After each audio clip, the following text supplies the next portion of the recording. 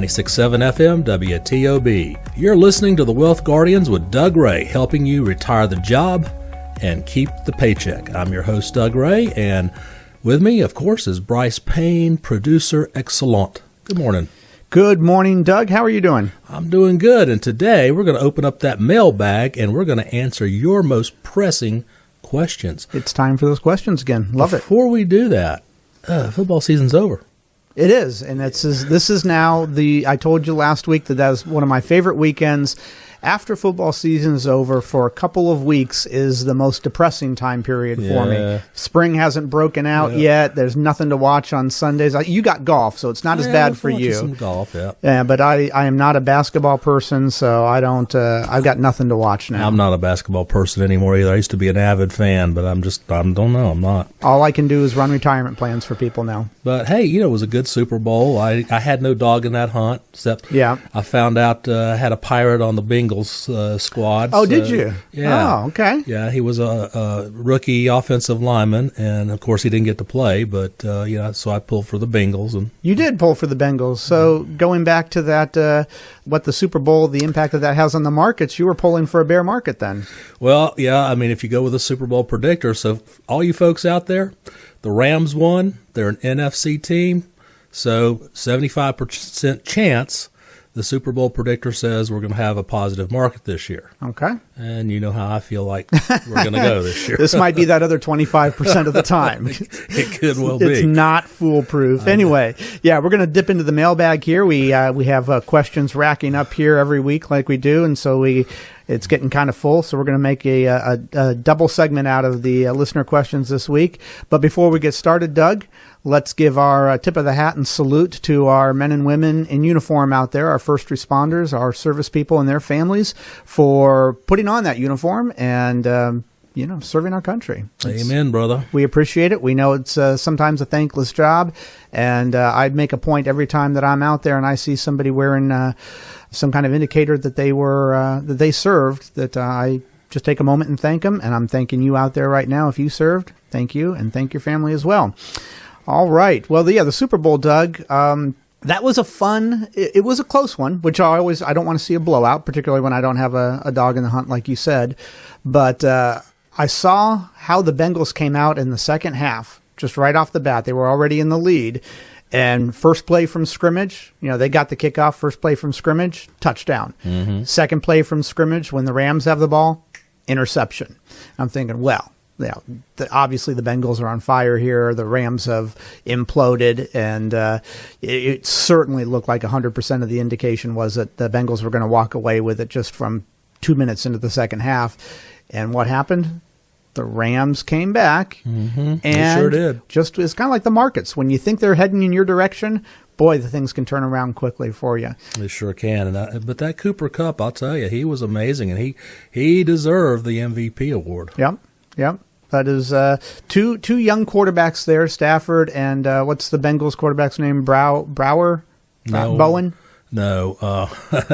I'm having a senior moment too. Bowen or something like that. Anyway, he's going to be around for a while, and he's going to be good. Anyway, so depressing time of the year for me now. No football. Anyway, let's go ahead and dip into our listener mailbag here. We get a lot of questions, and we stack up the good ones. And they're all good ones, but we stack up the ones that we think will be relevant to you out there listening. And we're going to start off with Tim in Stokesdale. And Tim says, Doug and Brice, I'm a dentist and thinking about retiring in the next 5 years, maybe less. I own my building, so would I be better off to sell the building and invest that cash, or try to actually sell my practice to someone else and then rent the building to them? Now, we get that question a lot, or we get somebody with this circumstance a lot, where they have one or two businesses, they own the building, and what is the value of their business when it's going to, when it's time for them to hang it up? Do they want to be a manager of the business and get some residual income from it, or do they want to just sell it outright? And then what do you do with the building that you own? Do you sell that as well? Same exact question we've gotten before. And Doug, you chime in here too, but I would tell Tim that, or Dr. Tim, that it depends on what kind of income and consistency of income he thinks he can get from that building versus what the value of the building is. Yeah, you've got a lot of moving parts in here, Tim. I mean, Personally, I'm not an expert in dental practices. In fact, I do my very best to stay away from the dental building.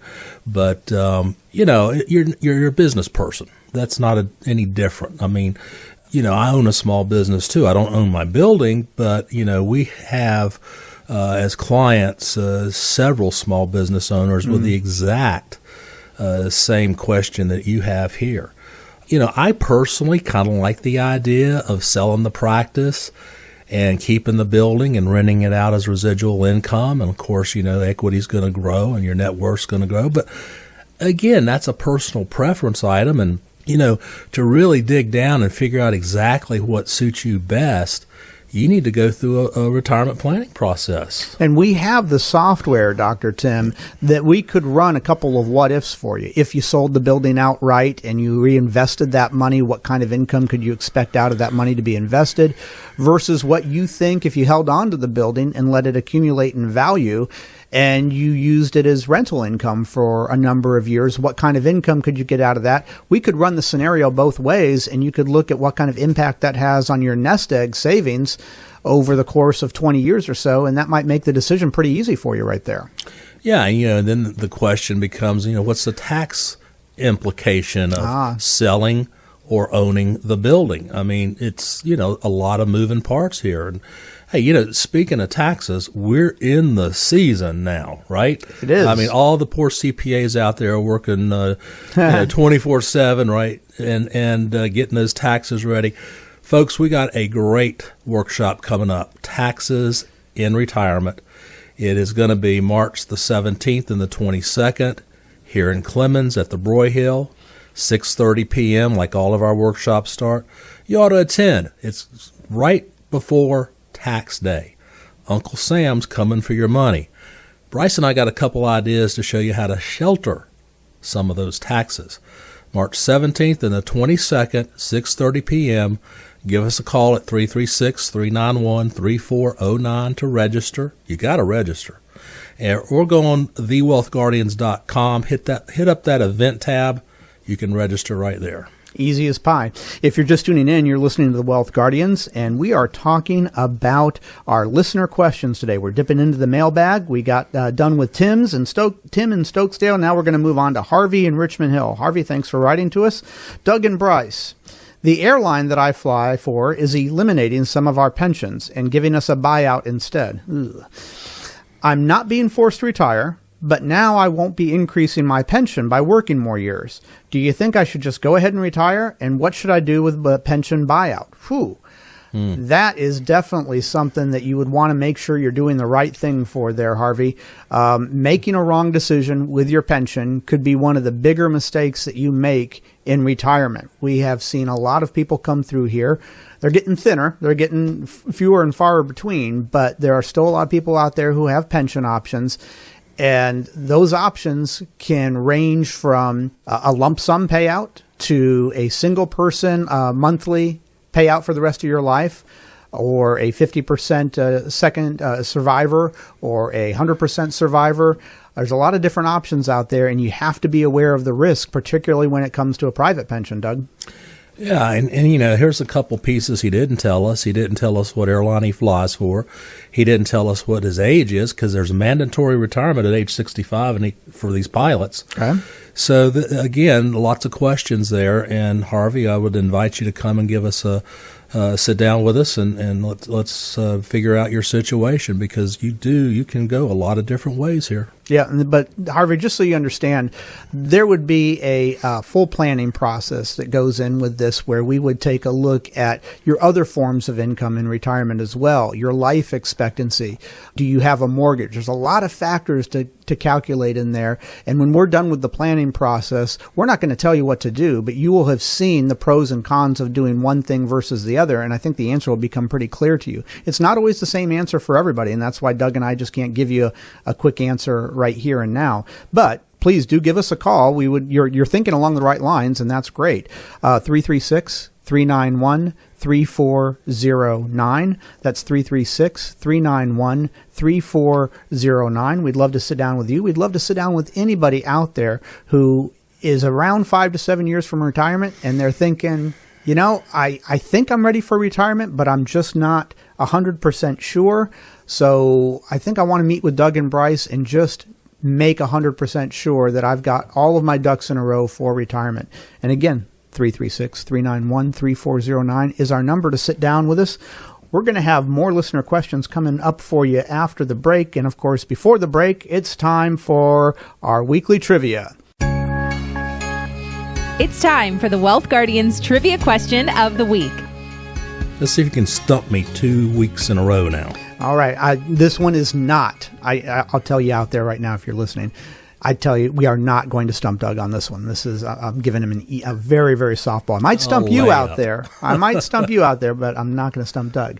Doug, on February 20th, 1962, the first U.S. citizen orbited the Earth 3 times in 5 hours, 10 months after the Soviets did it. Who was this American citizen? I think that's the easiest question you've ever given me. This is Brice Payne. With me is Doug Ray. The show is The Wealth Guardians, helping you retire the job and keep the paycheck. And this is 96.7 FM WTOB. 96.7 FM WTOB. You're listening to The Wealth Guardians with Doug Ray, helping you retire the job and keep the paycheck. I'm Brice Payne, along with Doug Ray, and we are taking your listener questions today, going through that mailbag and seeing how we can help you out there.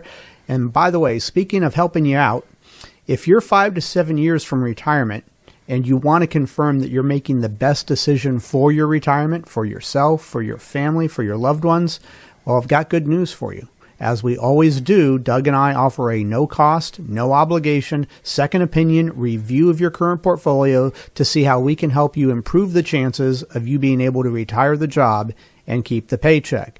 And as always, it's up to you to pick up that phone and give us a call. It's 336-391-3409. 336-391-3409. You can also find us on the interweb at thewealthguardians.com. We'd look forward to sitting down with you and seeing what services and professionalism we can provide to, again, help you retire the job and keep the paycheck. Now, it's time to see if we stumped Doug. It's time to get Doug's best guess for the Wealth Guardians Trivia Question of the Week. All right, Doug, on February 20th, 1962, the first U.S. citizen orbited the Earth 3 times in 5 hours. Did this 10 months after the Soviets did it. Who was this American citizen? Well, a lot of our listeners might say it was Alan Shepard, but you asked the question, he orbited 3 times. Yes. Admiral Shepard didn't orbit. He just went into space and came right back down. Just like the private ones are doing now. Mm-hmm. That's exactly right. So, the first American to orbit the Earth was Senator John Glenn. Here's a piece of trivia for you. All right. Our first 2 astronauts were naval aviators. Fly Navy. Fly Navy. He was a admiral. He was also in the Marines. I would be hard-pressed to name somebody who would more qualify for the title of American hero than John Glenn. He has so many accolades to his name. He was in the Korean War. Mm-hmm. In his last 9 days in the Korean War, he shot down 3 MiGs single-handedly. I mean, this guy went up into space multiple times. He was the oldest person to go up into space at age 77. The shuttle ride. He has just so many things that you could talk. First person to break the sound barrier. First person to go do a transcontinental flight at supersonic speed. That man was just an American hero. Did you know that? Here's a trivia question for you. Do you know what company, publicly traded company, he was the president of? I do not. RC Cola. Really? Oil Crown Cola. He was the president of that. So, yeah, the guy's done it all. And, just kudos to him. And I always smile when I think about John Glenn. Tried to run for president once as a Democrat. Didn't make it, of course. But I think that's America's loss for that. Well, those guys truly had the right stuff. They did indeed. So thanks to him and all the other men and women out there who served. Doug, you as well. You were in the Navy. That's why you wanted to tout the Navy there for a moment. I get that. All right, let's move on to our mailbag now. And we talked about Tim in Stokesdale, his question earlier. Harvey in Richmond Hill, we got to his question earlier. Now we're moving on to Vicky in Jamestown. And Vicky says, Doug and Brice. Again, I don't know that they write Doug and Brice. I just say that from now on. Vicky says, Doug and Brice, it's very likely that my husband and I will be getting divorced within the next year or two. Okay, I started that off with the wrong tone, didn't I? I'm sorry, Vicky. I'm already retired, and he'll be retiring in the next couple of years. How is this going to affect my retirement picture if we end up splitting our assets? We've had clients go through this. Oh, yeah. They've come to us as couples, and then at some point, while being clients of ours, they get divorced. And Vicky, you're not alone. I know this is not a fun process. I'm sorry about that. But this would definitely call for you wanting to make sure that you understand all the implications financially of what it means to be splitting up those assets. Doesn't mean that it's devastating necessarily, but you want to make sure that you've got, again, all your ducks in the row. Doug? Yeah, I think the first thing I would say is I've seen so many divorces in my time in this business. The only thing I would recommend you do at this point is to do everything you possibly can to try to reconcile your marriage. Now, if that's not possible, then obviously divorce has a major impact on your financial standing. And once you get over the divorce, then I recommend you get some serious financial counseling. You're working with half the assets. You're working with an unknown. What are your expenses going to be? Do you have to buy a new house? Do you get the house? I mean, it's a lot of situational problems that you're going to be dealing with. So you definitely need to sit down with, experts in the financial planning field. Choose a fiduciary, please. And I wish you the best. I just hate to hear this kind of news. Yeah. And I think, Vicky, if you were to sit down with us, you would see that the software that we use in our planning process, you want answers right now. And I get it. And you probably think there's 1,000 different things that you just don't know what to ask or what those answers might be. Our software we know what questions to ask and to plug in all of the relevant data so that you can see what retirement is going to look like for you in this new scenario, if that is what ends up happening. And we can help you put all those pieces together so at least you can start getting that picture clearer.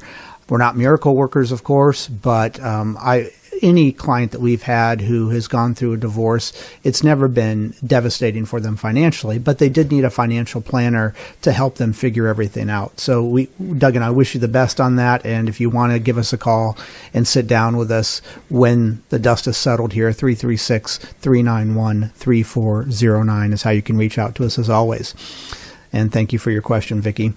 We're moving on now to Gideon in Welcome. Gideon is a pastor. He says, Doug and Brice, as a pastor, I have the opportunity to opt out of paying into Social Security if I want to. Is this something I should do? Wow, Pastor, that's a tough one. It depends, right? It depends. There's a lot of moving parts there that we would need to get clarification on. Oh, yeah, absolutely. Are you married? Does your wife have an income? Yeah, do you have a 401k, an IRA? What kind of savings do you have? Does the church provide housing for you now Exactly. or later? How long do you plan to continue to pastor? I know pastors have this option. Some of the pension plans that are available to pastors are great. Extremely complicated too. I'm a Methodist, and I've seen some of the pastors I've had in their retirement pension plans, and they're amazingly complicated. So you do have a situation that you do need to go seek some professional counsel. Now, having known you folks in the pastoral field, you put your stuff way behind. You put everybody else's problems way ahead. My guidance to you is now you need to put your situation in front of you and get this problem solved today so that you know where you're going the rest of your life. I agree. It's a great question, and Gideon, we could help you figure that out. But again, just like Vicky and Jamestown, we need to plug in a lot of data there to help you figure out that option, and you would want to do that sooner than later. All right, we're going to move on, Doug, now to Sam in Hampstead. And Sam writes us, Doug and Brice, I have a whole life insurance policy with a cash value of about $50,000. My kids are in their 30s now, so I don't think I really need life insurance at this point. Should I just cancel the policy and use the cash to pay off my house? And that's from Sam.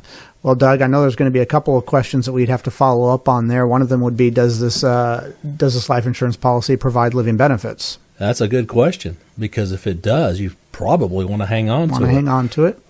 Do you have a mortgage? What living benefits are, for those of you who may not know, some life insurance policies will let you use the death benefit to help you pay for home health care or long-term care if you should need it. That's a great benefit to have in a life insurance policy. The other thing is, Sam, we don't know, do you have a profit? Is that $50,000 of cash value? Is that more than what you put into the policy? If it is, if you cash this thing out, you're going to pay tax on that. You may be able to actually get a loan against your cash value, which is tax-free. So, again, you haven't given us enough information for us to give you a realistic opinion. Certainly, in the past, we have advised clients to go ahead and cash out their policies. But there's certain situations that is best for, and certain situations where you might need to keep that policy. No, I agree completely, Doug. Those are all great questions. If you're just tuning in, you're listening to the Wealth Guardians, and we're taking listener questions during this segment. And we just took a question from Sam in Hempstead. And Doug, you brought up taxes there in that one, and that reminds me that we've got a tax seminar coming up. Why don't you tell us a little bit about what's coming up here around the corner? Well, it is. We're starting the heat of the tax season. This is perfectly planned, of course, because we want to inform our listeners about taxes and the changes in the tax laws. So we've got a Taxes and Retirement workshop coming up March the 17th and March the 22nd. Like all of our workshops, it's going to be 6:30 in the evening in the Clemens, the Broyhill Office Conference Center. And you have to sign up. You have to register. Do it two ways. Simply call us, 336-391-3409. The other easy way is to just go online at thewealthguardians.com. The event tab is right in front of you. Click on that, and you can register right there. Taxes in retirement. They are different than taxes. People might think, well, I've been paying taxes my whole life. I know what I need to know about taxes. But taxes in retirement are different. So if you are about to retire or just retired and you think you know what you need to know about taxes, I would greatly recommend that you sign up for our workshop, because you are going to get some information that you didn't know that you would need to know. Let's dump into one more here real quick, Doug. We've got Deborah from Dozier, and she says, I want to have a lot of fun and do a lot of traveling when I retire. But to do what I want to do, I'll need to have an income in retirement that's higher than my income while I'm working. Would that be irresponsible? You know, we tell all of our clients, enjoy your money, because if you don't, your kids will. I kind of like the cut of your jib here, Deborah. But is it irresponsible? No. If this is a goal of yours, it's not irresponsible. But what you do need to do is plan for it. That's the responsible thing. That's the responsible part. Very good. Yes. So, Deborah, again, just like some of the other questions, it depends. I don't think it's irresponsible, like Doug said, but you do want to make sure that you are not burning through your money too fast, and we can help you figure out with our software how much you would have to earn in retirement to spend the kind of money that you want to in retirement. And all you got to do is pick up the phone and give us a call, 336-391-3409. That's 336-391-3409. It was a pleasure for Doug and I to take all of your questions this week. We will do it again in a few weeks, but we will see you right back here again next week. Doug, thank you. Thank you, Brice. And this is Brice Payne. With me is Doug Ray. The show is The Wealth Guardians, helping you retire the job and keep the paycheck. And this is 96.7 FM WTOB.